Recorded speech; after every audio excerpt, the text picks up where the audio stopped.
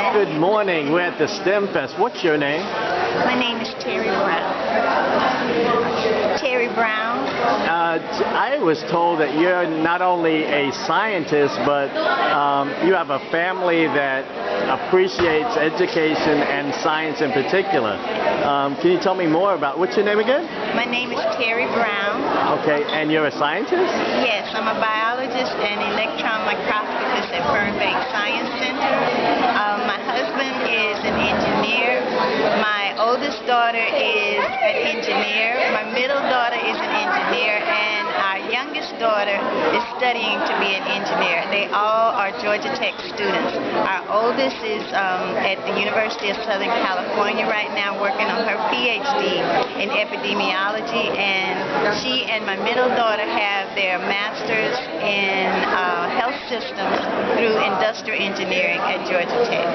So we have a house full of engineers and one biologist. That's fantastic. Hey, what would you say to families, a mom and a dad that wants to prepare their child for STEM and engineering in general? Is there any sort of roadmap that you've learned that has made you successful?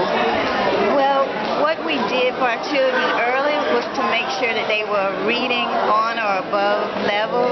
Books were always in our house, in our cars. We had long commutes, and that time was used for them for reading, but we also exposed them to a lot of science activities, similar to what we're doing today here with these kids. We took them to museums, and they were always with me at the Science Center. Once I started working there, they would come and help me prepare.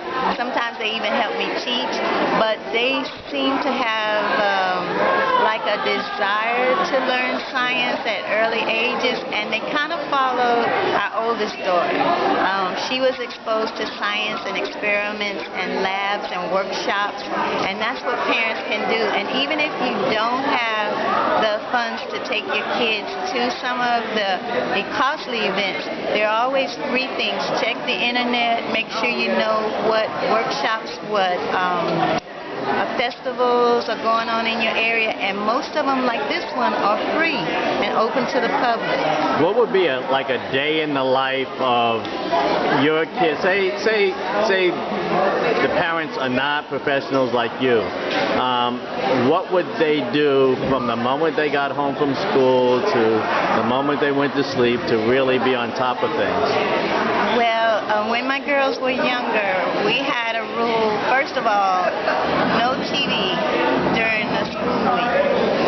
That was just out of the question. Definitely no televisions in the bedrooms because it's too distracting. The girls would be picked up from school. Either they go to my mother's house, do their homework, eat dinner, and then I pick them up and take them home, or they would be picked up by me. But like I said, we had a long commute, so they would work on their homework. They all helped each other with their homework, and then they would get ready for the next day so that they'd be up and fresh for school.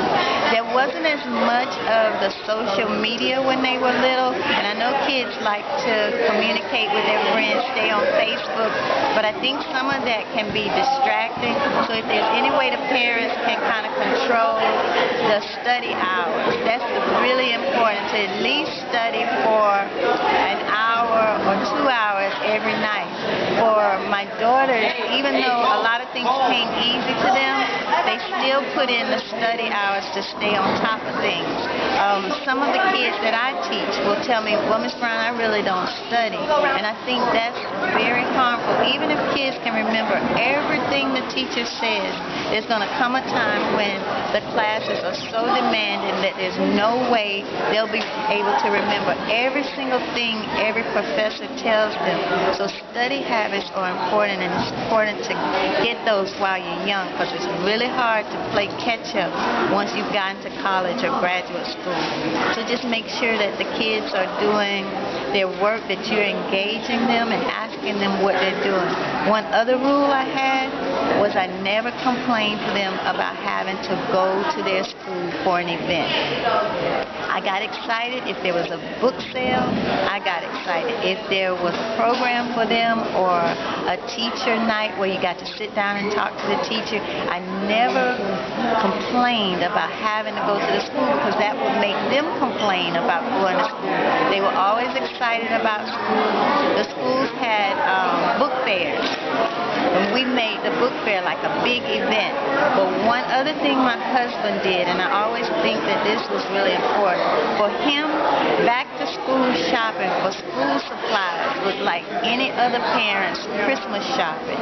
He let the girls pick out their school supplies, whatever pencils they want, and they got just as excited about that as some kids get about getting a certain toy or gift at Christmas.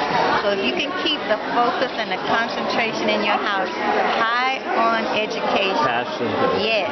Make sure everybody in the house has the same focus on learning, and that is their job. Make sure your kids know you don't have anything else you're responsible for except listening to your teacher, getting your work, and if you have questions, don't be afraid to ask.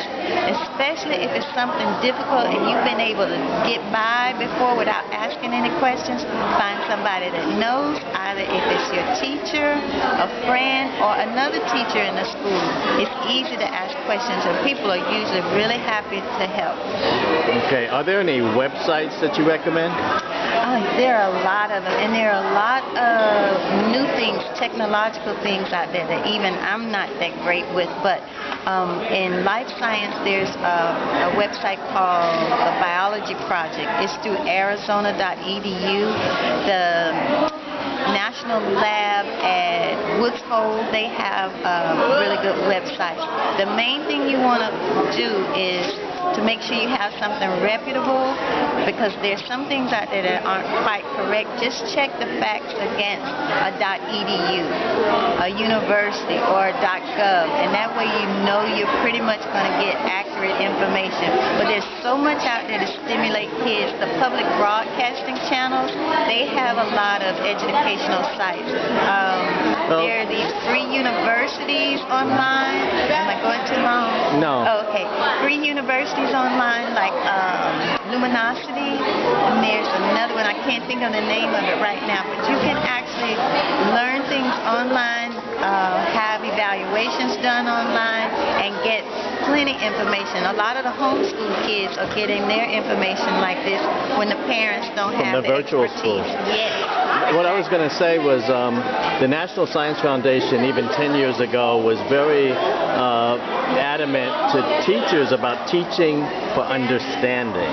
Yes. And that sort of, some people don't believe, they say the word science and they get scared. Yes, exactly. And that's what I like about my job. We get to have kids come to us at Fernbank Science Center, but we also get out into the classrooms to assist the teachers with maybe areas that they're quite not proficient in, or that they kind of feel frightened about, but we can help them get the information that they need so they feel real comfortable with, like a pig heart dissection. That's one of my favorite outreaches. Or the kidney. I go out and I talk to the kids about the kidney, and we do hands-on dissection with younger kids, like 5th grade. We do eye dissections. I have a partner who is a physical science person, and he does the physics side of light and lenses. And then we have the younger kids come in my lab, and they extract a lens from the eyes. They get really excited about it, and then the teachers even get excited about it. So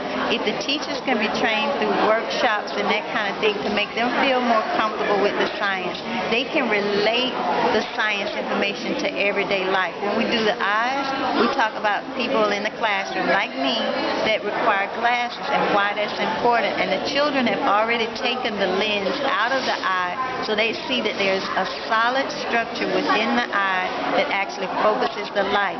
The other instructor has shown them other lenses and how they can cause the light to bend or refract. So they get this full picture and they understand, oh, that's why I need glasses, or that's why I don't need them, but my brother needs them, because of the difference in the eye and how well the lenses are working, and the front of the eye, the cornea.